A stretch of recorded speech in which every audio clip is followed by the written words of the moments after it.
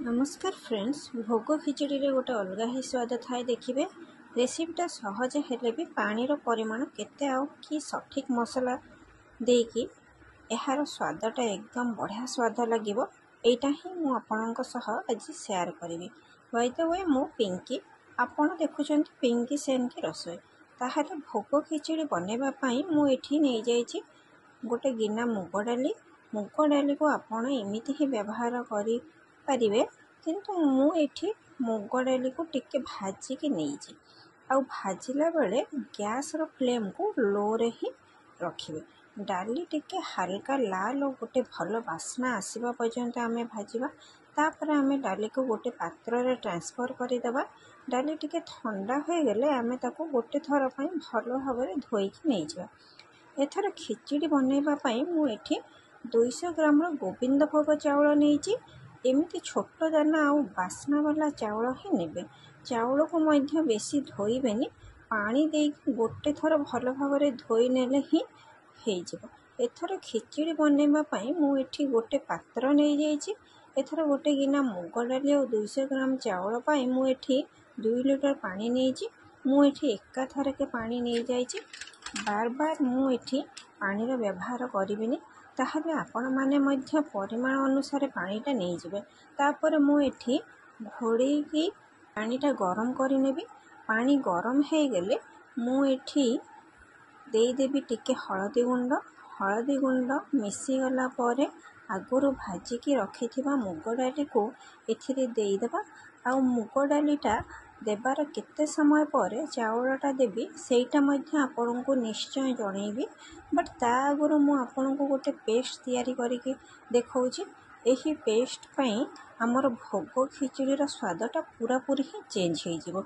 एठी पेस्ट पई हमको दरकार अदा, ता सहित कंचा लंका, गोटे चामच गोटा जीरा को टिके पानी देकी भल भाव पेस्ट करनेबा। एथर गोटे पैन रे मु देई दोछि तेल गरम हो गला पर मुझे देदेली सुखिला लंका और तेजपत्र। एठी गोटे छोट टिप्स, जेतेबेले सुखिला लंका और तेजपत्र टिके भाजी हो सेतेबेले ही आम एठी ऐड करबा हलदी गुंड। हलदी गुंड देबा संगे संगे आम जे अदा पेस्टा करके रखिदेले ताको ऐड करदेबा। एठी आम मसलारू कंचा स्मेल जीवा पर्यंत कषिबा। एठी मसला रे कहबाकू गले हाफ चमच काश्मीर लंका गुंड आउ गोटे चमच धनिया गुंड देकी टिके कषिबा।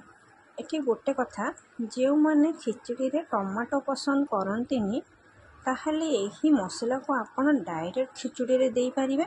किंतु मु एठी 2-3टा टमाटर को पेस्ट करके मसला रे देई भल भाव रे कुक करिनेबी 10-12 मिनिट। एठी आमे टमाटो देइचे जेहेतु स्वाद अनुसार लुणटा भी ऐड करदेबा। एठी मु टिके घोड़े की कुक करि नेइछि। एपटे डाली आमर कुक हो जाइए 70-80%। ठीक यही स्टेज रे गोविंद भोग चाउल को देदेबा, कारण यह आगुरु देदेले डालीटा ठीक से सिझी न था। डालीटा टिके कुक हेबा परे ही आमे चाउल को ऐड करिबा। एठी मु आगुरु ही कहिछि जे मु एठी आउ पानी ऐड करिबिनी, तेणु आपण माने मध्य आवश्यक अनुसार पानी नहीं जिबे। चाउल देबा परे एटा आउ बेसी समय लागिबनी कुक हेबा पई। घोड़े की एही बुली कुक कले 15-20 मिनिट भितर यह आमर भल भाव कुक हो। तो एपटे मसलाटी भल भाव रेडी हो जाइए। एठी देखंतु चाउल आमर 80% कुक हो जाइए। तो यही स्टेज रे आमे मसला को ऐड करदेबा, कारण मसला देबा परे जेहेतु टमाटो पड़ी चाउल आमर भल भाव कुक हेनी। तेणु चाउल 80% हेबा परे ही मसला ऐड करबा। आशा करुच्ची आपण माने खिचड़ीर टेक्सचरटा एबे निश्चय ही बुझी पारुथिबे। घोड़े की टिके कुक कले पूरा परफेक्ट टेक्सचर आसीजिवो। अच्छा, एठी देखनियंतु चाउल आउ डाली परफेक्ट रेडी हो जाइए। यही समय आपण माने स्वाद अनुसार लुण देदेवे आउ गोटे चामच चीनी। एठी आपण माने एमिति डायरेक्ट भी सर्व करि परिबे, बट मु एठी 2 चामच घिओरे काजू किशमिश टिके देकी हल्का भाजिकी ऐड करिछि। जेहेतु भोग खिचुड़ी रे काजू किशमिश टिके पाटिरे पड़िले भल लगे। शेष में आम 1 चामच गरम मसला ऐड करवा। एठी हमर रेडी हो गला भोग खिचड़ी। एठी गोटे छोट टिप्स आपण माने खिचुड़ी टेक्सचर किंतु एइभली रखिबे नहेले ठंडा हेले खिचुड़ी आहुरी बहलिया हो जिवो। आशा करे संपूर्ण भिडियोटी आपन को भल लगी आ भल लगी आपण माने मते कमेंट रे जणेबे। लाइक सब्सक्राइब करने को भूलिबेनी। पुणी देखा आउ एक नुआ भिडियो रे। रहुछि धन्यवाद।